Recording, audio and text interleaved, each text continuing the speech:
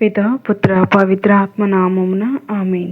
ప్రియ స్నేహితులారా, మీ అందరికీ దేవుని యొక్క ఆశీస్సులను తెలియజేస్తూ మార్చి 23వ తారీఖు సోమవారం ఈనాటి దివ్య బలి పూజ పట్టణాల ధ్యానాంశానికి మిమ్మల్ని అందరినీ కూడా ప్రేమతో ఆహ్వానిస్తున్నాను. మొదటి పట్టణము దానియేలు గ్రంథం 13వ అధ్యాయం 41వ వచనం నుండి 62వ వచనం వరకు. భక్తి కీర్తన 23వ కీర్తన 1వ వచనం నుండి 3వ వచనం వరకు 4, 5, 6 వచనములు. యోహాను రాసిన సువార్త 8వ అధ్యాయం 1వ వచనం నుండి 11వ వచనం వరకు ఈనాటి వాక్యాలని భక్తితో ధ్యానించుదాం. దేవుడు సత్యాన్ని నిలబెడతాడు. సూసన్న అనే ధర్మపరాలు 2 వృద్ధుల చేత అన్యాయంగా అపవాదకు గురవుతుంది. వారు ఆమెపై తప్పుడు ఆరోపణ చేస్తారు. ప్రజలు వారిని నమ్మి ఆమెను శిక్షించబోతున్నప్పుడు దేవుడు చిన్నవాడైన దానియేలు ద్వారా సత్యాన్ని బయటపెడతాడు. ప్రియమైనటువంటి సహోదరి సహోదరులారా, మన జీవితంలో కొన్నిసార్లు నిజం చెప్పినా మనం తప్పుగా కనిపించవచ్చు. మనకు న్యాయం జరగకపోయినా దేవుడు చూస్తాడు.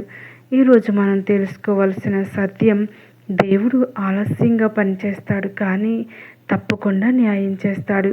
సూసన్న జీవితం పరిశుద్ధతకు ఉదాహరణ. సూసన్న ఒక పవిత్రమైన మహిళ. ఆమె దేవుని భయంతో జీవించింది. ఆమెకు వచ్చిన పరీక్ష పాపం చేయమని ఒత్తిడి, అంగీకరించకపోతే తప్పుడు ఆరోపణ. ఆమె నిర్ణయం తప్పు చేయడం కంటే మరణించడం మంచిది.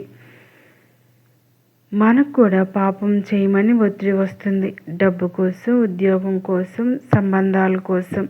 కానీ దేవుడు కోరేది పరిశుద్ధత. సూసన్నపై తప్పుడు సాక్ష్యం ఇచ్చారు. ప్రజలు ఆమెను నమ్మలేదు. మన జీవితంలో కూడా మన గురించి తప్పుడు మాటలు మాట్లాడతారు. మన మంచిని అర్థం చేసుకోరు. అప్పుడు ఏం చేయాలి? సూసన్నలా ప్రార్థించాలి. దేవా, నీవే నా న్యాయాధిపతివి.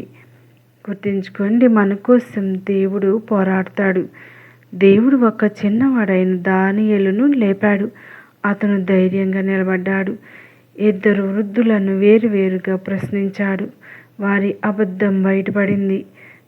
దేవుడు ఎవరినైనా ఉపయోగించగలడు. వయసు కాదు, ధైర్యం ముఖ్యం.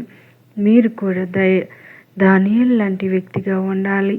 సత్యం కోసం నిలబడాలి అని ప్రభు మనల్ని కోరుతూ ఉన్నారు. సూసన్న నిర్దోషిగా ప్రకటించబడింది.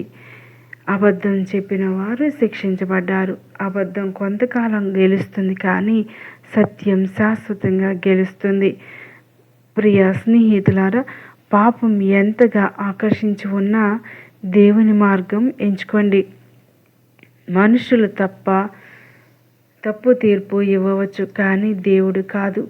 దానియేలులాగా నిజంగా జీవించడం నేర్చుకుందాం. పరిశుద్ధతతో నడవాలి. సత్యం కోసం నిలబడాలి. దేవునిపై నమ్మకం ఉంచాలని ఈనాటి మొదటి పట్టణం మనకందరికీ తెలియచేస్తూ ఉంది. మరి యోహాను సువార్త 8వ అధ్యాయం 1వ వచనం నుండి 11వ వచనం వరకు మనకు తెలియచేస్తున్నటువంటి గొప్ప విషయాలు ఈనాడు ధ్యానించుదాం. ఈ వాక్యం భాగంలో వ్యభిచారంలో పట్టుబడిన ఒక స్త్రీని యేసు ముందుకు తీసుకువస్తారు. ధర్మశాస్త్రం ప్రకారం ఆమెను రాళ్లతో కొట్టాలని పరిసయ్యులు అంటారు. కానీ వారి ఉద్దేశం న్యాయం కాదు, యేసును పరీక్షించడం. ఇది మనకు ఒక సత్యాన్ని గుర్తు చేస్తుంది. కొన్నిసార్లు మనుషులు ధర్మం పేరుతో తీర్పు ఇవ్వాలని చూస్తారు కానీ వారి హృదయం ప్రేమతో నిండి ఉండదు. యేసు వెంటనే స్పందించకుండా నేలపై వ్రాయడం ప్రారంభించారు. ఈ నిశ్శబ్దం చాలా లోతైనది. కొన్నిసార్లు మనం వెంటనే తీర్పు చేయకుండా ఆలోచించాలి. మన స్పందనలో జ్ఞానం ఉండాలి. యేసు చూపించిన ఈ నిశ్శబ్దం మనకు సహనం, సమయస్ఫూర్తి నేర్పుతుంది.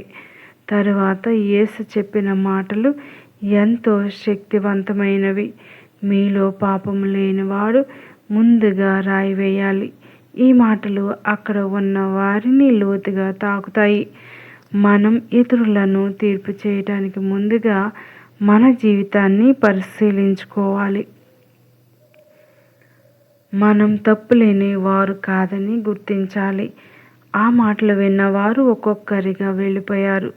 మొదట పెద్దవారు, తర్వాత చిన్నవారు. అది మనకు మనస్సాక్షి యొక్క శక్తిని చూపిస్తుంది. దేవుని సత్యం మన జీవితాన్ని తాకినప్పుడు మన అహంకారం కరుగుతుంది. నిజమైన మార్పు మన లోపల నుండి ప్రారంభమవుతుంది. చివరికి ఆ స్త్రీ మాత్రమే యేసుతో నిలిచింది. ఆమె భయంతో, అపరాధ భావంతో నిలిచింది. కానీ యేసు ఆమెను నిందించలేదు. ఆయన అడిగాడు, నిన్ను ఎవరు శిక్షించలేదా? ఇది యేసు యొక్క దయ, కరుణను ప్రతిబింబిస్తుంది. దేవుడు మన పాపాలను మాత్రమే చూడడు, మన హృదయాన్ని చూస్తాడు.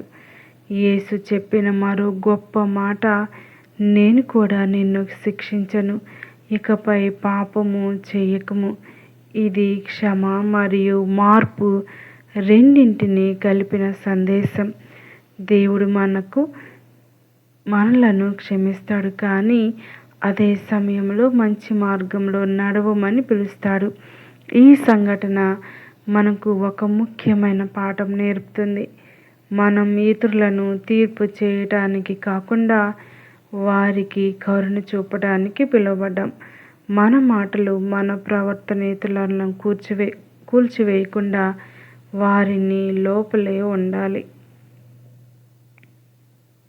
మన జీవితంలో ఈ వాక్యాన్ని అనుసరించాలి. తప్పు చేసిన వారిని దూరం చేయకుండా వారికి ప్రేమతో మార్పు చూపించాలి. యేసులాగా మనం కూడా క్షమించే హృదయం కలిగి ఉండాలి. ఎందుకంటే మనం కూడా దేవుని కృప ద్వారానే నిలిచి ఉన్నాం. ప్రియ స్నేహితులారా, సువిశేషంలో గొప్ప విశేషం ఏమిటి అంటే, యేసు ప్రభు నేలపై ఏమి రాశారు? అది ఒక గొప్ప రహస్యంగా ఉంచబడింది. అయితే ఆధ్యాత్మికంగా కొన్ని భావనలు మనం గ్రహించినట్లయితే పాపాల జాబితా రాసి ఉండవచ్చు.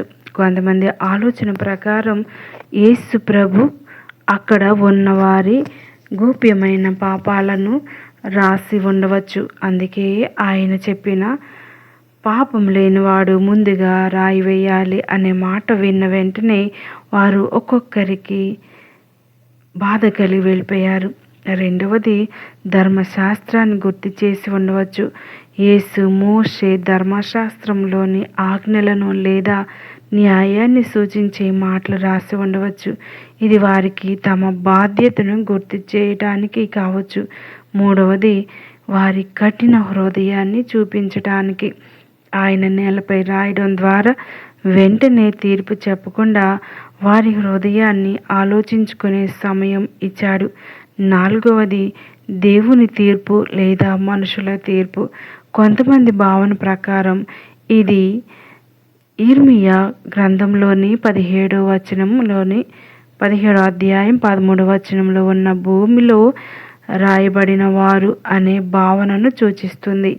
అంటే దేవుని విడచిన వారి స్థితిని గుర్తించే సూచన కావచ్చు. ముఖ్యమైన సందేశం ఏమిటంటే, యేసు ఏమి రాశారన్నది కంటే ఆయన చెప్పిన సందేశమే ముఖ్యమైనది. పాపం లేనివాడు ముందుగా రాయి వేయాలి. నేను కూడా నిన్ను శిక్షించను, ఇకపై పాపము చేయకము. మనకు నేర్చుకోవాల్సిన పాఠం ఏంటంటే, ఇతరులను తీర్పు చేయడానికి తొందరపడవద్దు. ముందుగా మార్పుతో జీవించుదాం. కళ్ళు మూసుకొని ప్రార్థన చేద్దాం. ప్రియమైన పరలోక తండ్రి దేవ, నీ పవిత్ర సన్నిధిలో వినమ్రంగా వచ్చున్నాం ప్రభువా. నీవు కరుణామయుడవు, దయగల తండ్రివి. మా జీవితాల్లో ఎన్నో తప్పులు చేస్తున్నప్పటికీ మమ్మల్ని విడిచిపెట్టకుండా ప్రేమిస్తున్నావు. నీకు స్తోత్రములు తండ్రి. పాపం లేనివాడు ముందుగా రాయి వేయాలి అని నీవు చెప్పిన మాటల ద్వారా మాకు వినయం నేర్పించుచున్నావు. మా జీవితాన్ని పరిశీలించుకునే జ్ఞానం ఇవ్వండి. ప్రతిరోజు నీ చిత్తాన్ని అనుగుణంగా జీవించే శక్తిని ప్రసాదించండి. యేసయ్య, నేను కూడా నిన్ను శిక్షించను, ఇకపై పాపం చేయకుము అని చెప్పినట్లే మా జీవితాల్లో మార్పు కలిగించము. పాపం నుండి దూరంగా నడిచే బలం ఇవ్వండి. పరిశుద్ధతలో జీవించే హృదయము దయచేయండి. మా హృదయాలను నింపండి. మా ఆలోచనలు, మాటలు, క్రియలు అన్నీ నీకు ఇష్టమైనవిగా మార్చండి. ప్రలోభాల సమయంలో నిలబడే శక్తిని ఇవ్వండి. ఇప్పటి నుండి మేము సత్యంలో, ప్రేమలో, క్షమలో జీవించటానికి నిర్ణయించుకోవటానికి కావలసిన సమయాన్ని ఇవ్వమని ప్రతిమాలు వేడుకొంచున్నాము. మా జీవితాలు మీకు మహిమ కలిగించేలాగా ఉండినట్లు నడిపించి దీవించమని ఈ ప్రార్థన మనాథుడైన యేసుక్రీస్తు ద్వారా అడిగి వేడుకొంచున్నాము తండ్రి. ఆమెన్. పితా, పుత్ర, పవిత్ర ఆత్మ నామమున ఆమెన్.